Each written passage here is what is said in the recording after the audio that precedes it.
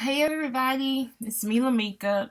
Oh my god, I'm probably looking a hot mess, but let me see. I got my hair going a different way, um, because I decided I didn't want it going this way like I normally have it with all this over there. So I did something different. But last night, all I did was I just went to bed. I didn't do anything else to my hair. And so, you know me, it is what it is. Okay, let's just keep it real. So, oh my gosh. What do you want to talk about on this tea? I have a lot of things I want to talk about, but I have to narrow it down. I swear to God, I'm gonna really start doing better and writing down what I'm gonna talk about and having it ready for you guys. Because sometimes, I may just do things off the top of my head and go ahead and just create a video. But let's talk about today. And today marks 6 years to um, Michael Jackson's passing. And I was just talking about it on Facebook, but I remember the day as if it was yesterday. I have never ever mourned a movie star, a celebrity. They pass away. I have never done anything like that. I know some people they can cry easily. I guess I'm just not one of those people that just cries easily over someone, especially someone that I don't know. But when it came to Michael Jackson, 6 years ago we were in Houston for our family reunion, and I had just no, we had just flown in, and my cousin, we were riding with my cousin somewhere in Houston. I think we were on my way to my other cousin's house. I think, yeah, we had went and picked her up at the airport. And I was still, living in California at the time, about 30-40 minutes from Neverland Ranch, actually. But that's when we heard it on the radio, and of course they were playing all his music, and they was keeping us up to date on everything that was going on. And then they told, they said that he had passed away. We were in the car, and I just remember crying, I couldn't believe it. I mean, this was Michael Jackson. Michael Jackson, I grew up on Michael Jackson. I remember watching their cartoon show. That's how much of Michael Jackson was in my life, me and my cousins, since we were young, we all grew up on Michael Jackson, and my mom grew up, her and Michael Jackson are the same age. Their birthdays were in the same month. So she grew up with Michael Jackson, and my mom loves some Michael Jackson. Oh my God, I can tell you. I'm going to tell you guys about her too here in a minute. But it was just so crazy that, he had passed away. And I just don't think that there will ever be another entertainer like Michael Jackson. I'm sorry, people talk about Elvis was this and Elvis was that, but I didn't grow. I mean, I grew up with Elvis to a point where I used to watch his movies. My dad used to watch his movies on TV, and I did like those old movies. I mean, for me, I love the era of the 50s. 50s, yeah, before the 60s. I love the 50s. And so I saw a lot of stuff, movies for that time period, and I love that era. It's just something that I like, and it's something that my husband and we do here. I'll tell you about that too later. But Michael Jackson was everything for me. It wasn't Elvis, it was Michael Jackson. So when he passed away, I mean, honey, we watched everything. When I got back to California, I watched his funeral on TV. I was sick that I wasn't in LA. I mean, I could have drove down there, but God, the traffic would have been horrible.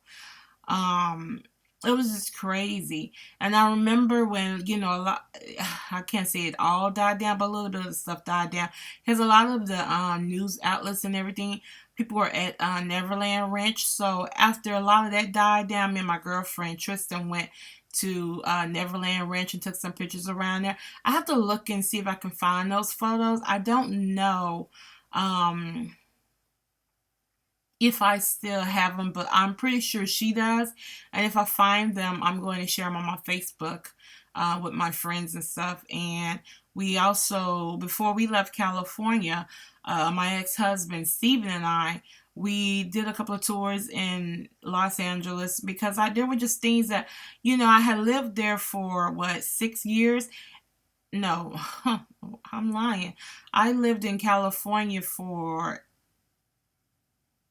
I think 8 years. Yeah, about 8 years, 8, 9 years.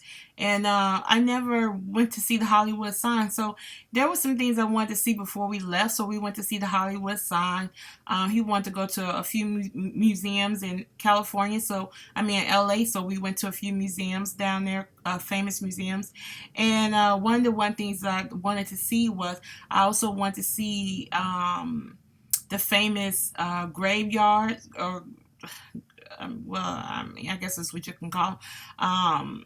So I went to that. I saw Walt Disney, where he was laid to rest. Dorothy Dandridge, a lot of other like movie stars. That some of them I didn't know who they were, but um, I was able to see them, and I'm gonna get into this next thing too, and I'll tell you this too. We went to the house where Michael Jackson was buried. We went there, and there were people, driving by taking pictures. We took some pictures. I don't know if I have those photos anymore, unfortunately.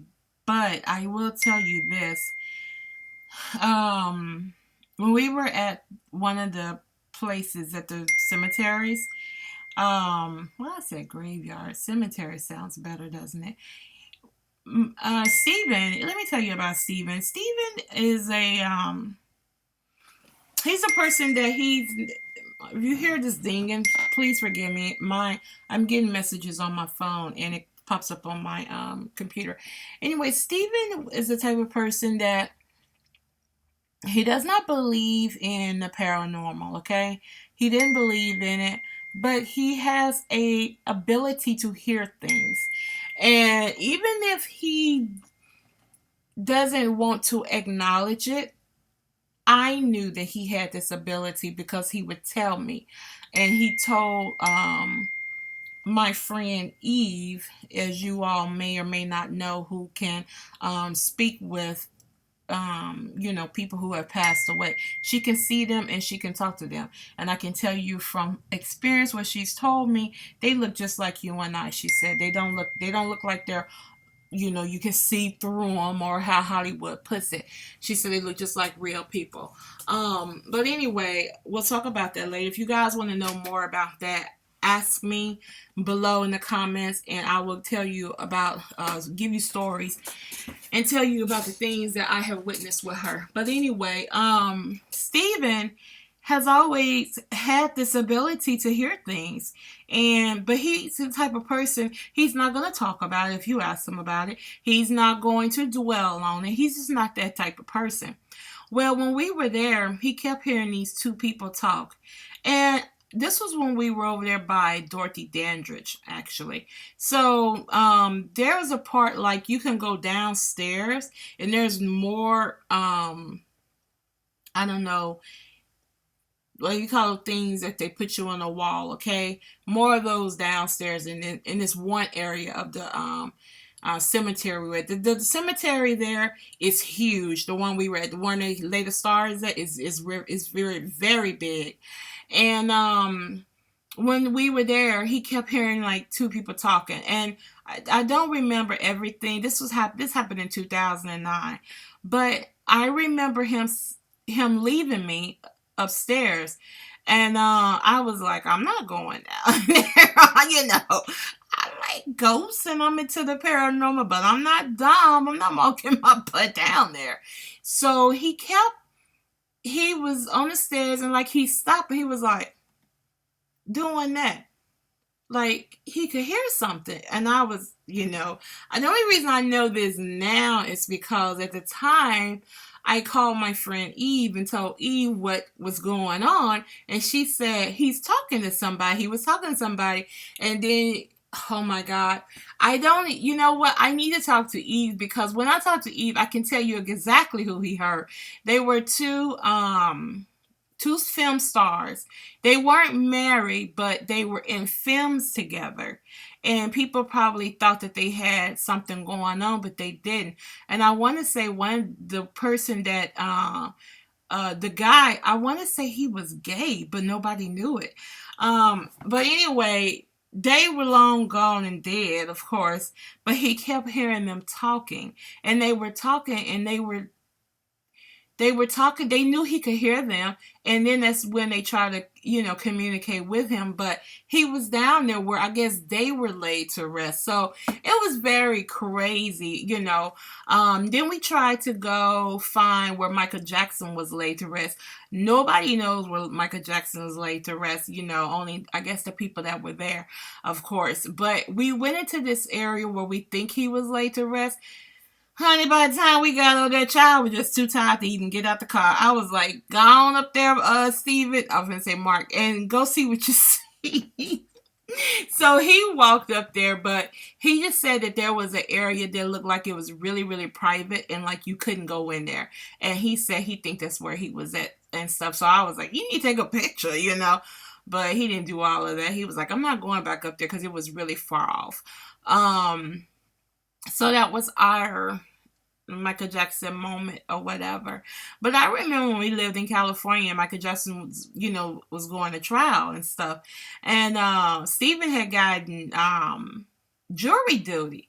It came in the mail and it was for Santa Maria.